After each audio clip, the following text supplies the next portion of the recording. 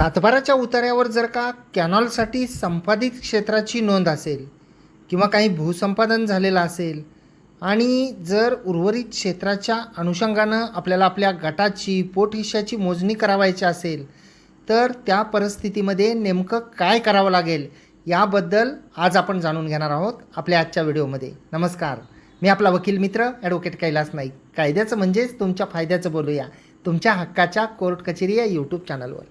मित्रांनो, बऱ्याच वेळा असं होतं की काही जुने उतारे आहेत की ज्या उतार्यावर मूळ गट नंबरमधून शासनाने काही क्षेत्र संपादित केलेलं आहे आणि ते क्षेत्र जे संपादित केलेलं असतं ते 2 गुंठे 5 गुंठे 10 गुंठे कधीकधी 1-1 हेक्टर जे आहे ते क्षेत्र संपादित केलेलं असतं. त्याबद्दल अवॉर्ड झालेला असतो.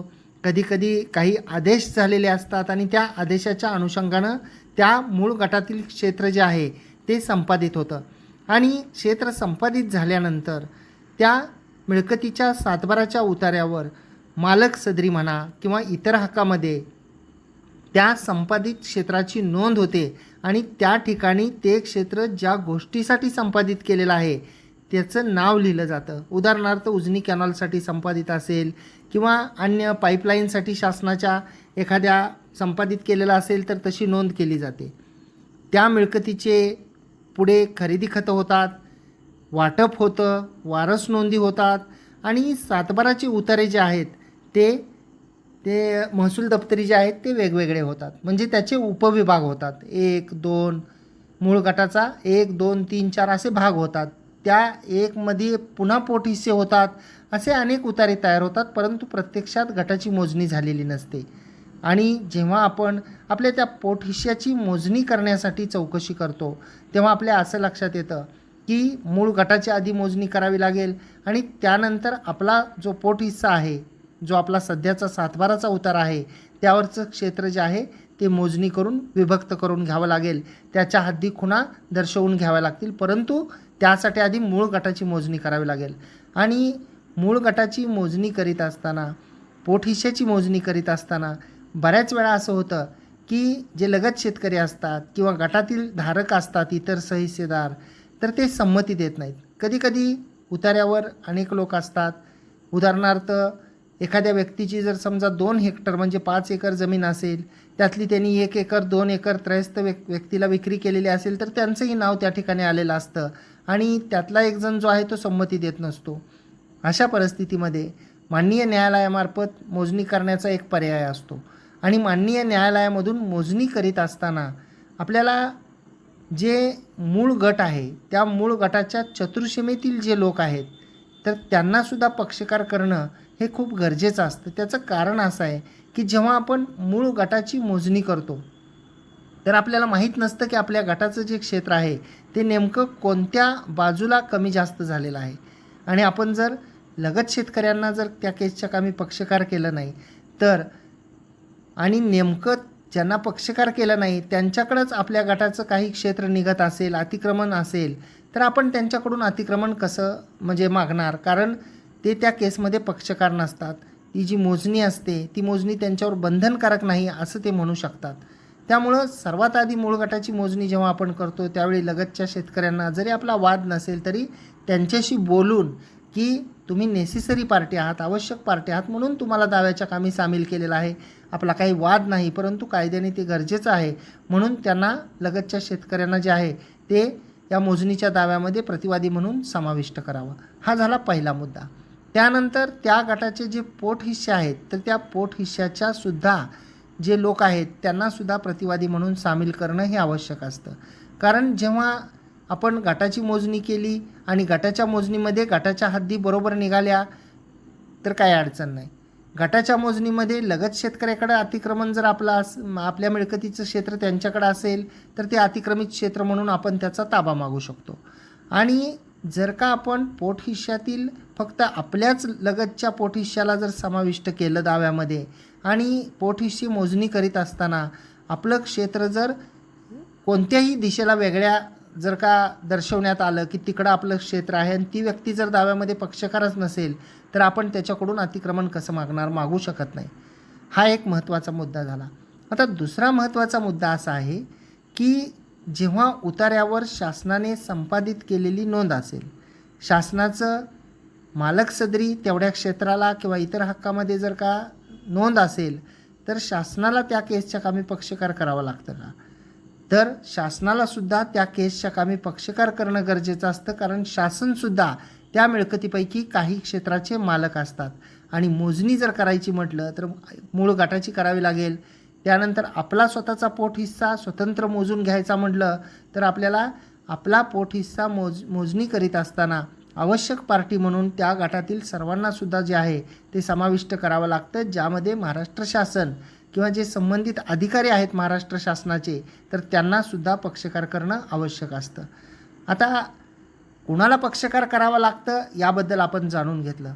आता जेव्हा एखाद्या मिळकतीच्या उतार्यावर महाराष्ट्र शासनाने काही क्षेत्र संपादित केलेलं असेल किंवा शासनाच्या पाईपलाईनच्या संदर्भामध्ये, उजनी कॅनलच्या संदर्भामध्ये किंवा शासनाच्या एखाद्या प्रकल्पाच्या संदर्भामध्ये जर का नोंद असेल, तर उदाहरण जर आपण द्यायचं झालं तर आपण एक असंही उदाहरण पाहू शकतो की जसं की आपल्याला माहीत आहे की उजनी कालवा असतो, त्या उजनी कालव्याचे वेगवेगळे विभाग असतात आणि उजनी कालवा विभाग जो आहे तो महाराष्ट्र कृष्णा खोरे विकास महामंडळ जे महाराष्ट्र शासनाच्या अंगीकृत आहे, तर त्यांच्या अधिपत्याखालचं त्यांच्या अंडरचं ते खातं आहे आणि त्याचे जे कार्यकारी अभियंता, उपकार्यकारी अभियंता हे अधिकारी असतात आणि ते अधिकारी हे शासनाच्या वतीने नियुक्त केलेले असतात आणि त्यामुळं त्यांना पक्षकार करून आपल्याला दावा दाखल करावा लागतो.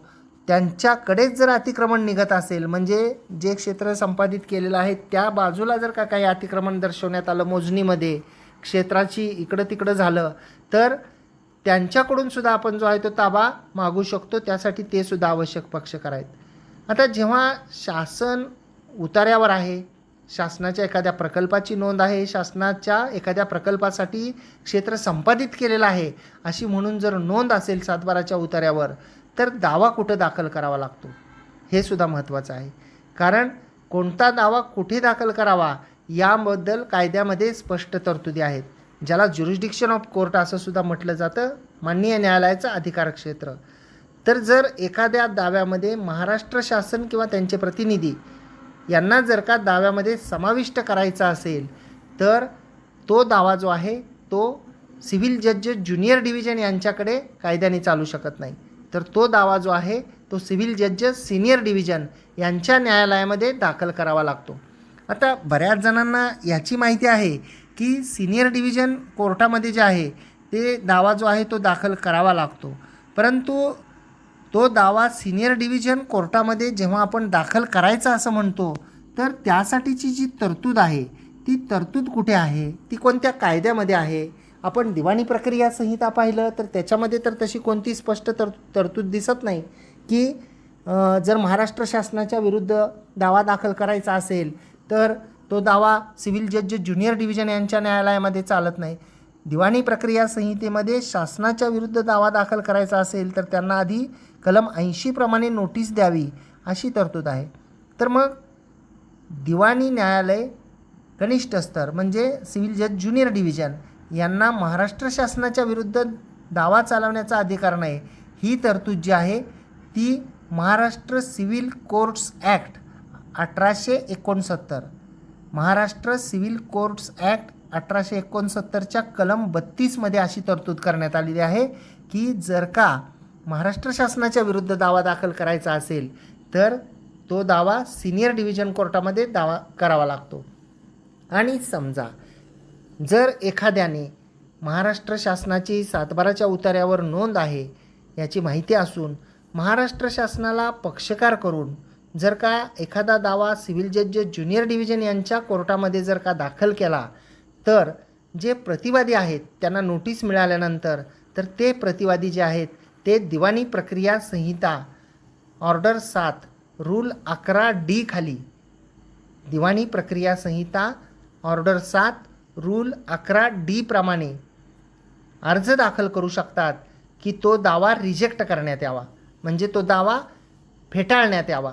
आणि ही जी दावा फेटाळण्यासंदर्भातला जो अर्ज द्यायचा असतो तो आपण म्हणजे प्रतिवादी हे त्यांच्या वकिलांमार्फत हजर झाल्यासुद्धा देऊ शकतात, दावा चालू असताना देऊ शकतात आणि तो अर्ज दिल्यानंतर माननीय न्यायालय हे वादीचे त्यावर म्हणणे घेतात आणि ही जी तरतूद आहे या तरतुदीमध्ये जर बसत असेल, दावा जर महाराष्ट्र शासनाच्या सुद्धा विरोधात असेल आणि तो जर का दिवाणी न्यायालय कनिष्ठ स्तर म्हणजे सिव्हिल जज ज्युनियर डिव्हिजन यांच्या न्यायालयामध्ये केलेला असेल तर दिवाणी प्रक्रिया संहिता ऑर्डर 7 रूल 11D प्रमाणे माननीय न्यायालय तो दावा विना चालवता म्हणजे त्याची पुढील सुनावणी न घेता रिजेक्टसुद्धा करू शकतात. तर अपेक्षा करतो ही माहिती आपल्याला समजली असेल. जर का मोजणीचे दावे असतील किंवा अन्य कोणत्याही प्रकारचे दावे असतील जे महाराष्ट्र शासनाच्या विरोधात आहेत, ज्या मिळकतीमध्ये महाराष्ट्र शासनाचे काही हक्कहित संबंध आहेत, त्यांची उतार्यावर नावे आहेत आणि त्या मिळकतीच्या संदर्भाने जर आपल्याला एखादी दाद न्यायालयामधून मागायची असेल तर तो दावा हा सिव्हिल जजेस ज्युनियर डिव्हिजन म्हणजे दिवाणी न्यायालय कनिष्ठ स्तर यांच्या न्यायालयामध्ये न दाखल करता तो सिव्हिल जजेस सिनियर डिव्हिजन म्हणजे दिवाणी न्यायालय वरिष्ठ स्तर यांच्या न्यायालयामध्ये दाखल करावा, जेणेकरून आपल्याला आपला जो दावा आहे तो रिजेक्ट होणार नाही. आपल्याला जर माहिती आवडली असल्यास या व्हिडिओला एक लाईक करा, व्हिडिओला शेअर करा. कोर्ट कचेरी या यूट्यूब चॅनलला जर अद्याप आपण सबस्क्राईब केलेलं नसेल तर सबस्क्राईब करा. बाजूचं बेल आयकॉनचं बटन दाबा म्हणजे व्हिडिओचे नोटिफिकेशन आपल्यापर्यंत येतील. आणि आपण जर हा व्हिडिओ फेसबुक आणि इंस्टाग्रामच्या आमच्या प्रोफाईल्स आणि पेजेसवर जर का पाहत असाल आणि जर का अद्याप आपण आमच्या कोर्ट कचेरीच्या या इतर सोशल मीडियाच्या प्लॅटफॉर्मला जर फॉलो केलेलं नसेल तर फॉलो जरूर करा आणि त्या ठिकाणी सुद्धा या व्हिडिओला जास्तीत जास्त शेअर करा म्हणजे ही माहिती सर्वांपर्यंत पोहोचेल. आणि दावा दाखल करून नंतर पुन्हा प्रतिवादीने दावा रिजेक्ट करावा म्हणून अर्ज दिल्यानंतर जे दावा दाखल करणारे वादी आहेत तर त्यांचं नुकसान होणार नाही. धन्यवाद.